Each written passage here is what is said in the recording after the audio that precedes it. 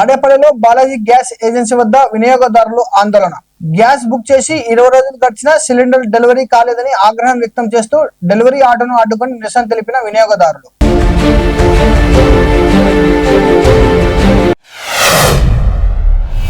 అల్లూరు జిల్లాలో భారీ డ్రోన్ కుప్పకూలిన ఘటన కలకలం రేపింది. జమడుగులక మండలం బొయితిలి సమీపంలో రెడ్ వింగ్ సంస్థకు చెందిన డ్రోన్ అదుపు తప్పి చెట్లలో పడిపోయింది. ఏజెన్సీ ప్రాంతాలలో ఎమర్జెన్సీ వైద్య సేవల కోసం ట్రయల్ రన్ నిర్వహిస్తుండగా ఈ ఘటన చోటు చేసుకుంది.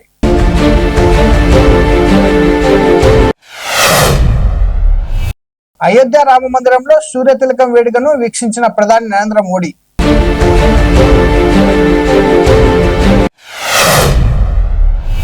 శ్రీశైల నియోజకవర్గంలో కేటీఆర్ పర్యటన. ఎల్లారెడ్డిపేట మండలం రాచల్ల గొల్లపల్లిలోని హనుమాన్ ఆలయంలో శ్రీ సీతారామచంద్ర స్వామి కళ్యాణ వేడుకల్లో పాల్గొని ప్రత్యేక పూజలు నిర్వహించిన కేటీఆర్.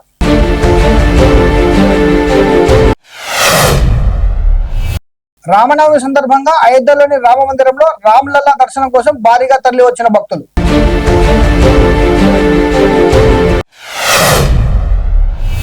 వెల్దుర్తి మండలం గుండ్లపాడు జంట హత్య కేసులో విడుదలైన పిల్లల్ని రామకృష్ణారెడ్డి సోదరుడు వెంకట్రామిరెడ్డి.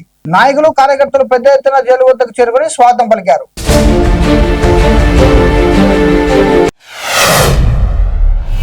భద్రాచలంలో నిర్వహించిన శ్రీ రామనవమి వేడుకల్లో పాల్గొని స్వామివారికి పట్టు వస్త్రాలు, ముత్యాల తలంబ్రాలు సమర్పించిన సీఎం రేవంత్ రెడ్డి దంపతులు.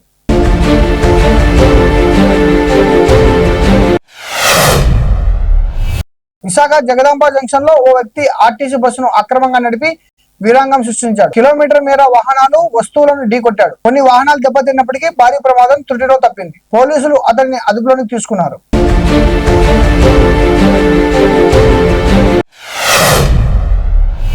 శ్రీరామనవమి సందర్భంగా నల్లకుట్లలోని పాత రామాలయాన్ని దర్శించుకున్న Hyderabad CP Shri VC Sajjanar.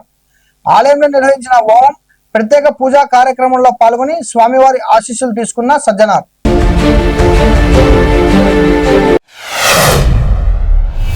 Iran సంచలనం రేపింది.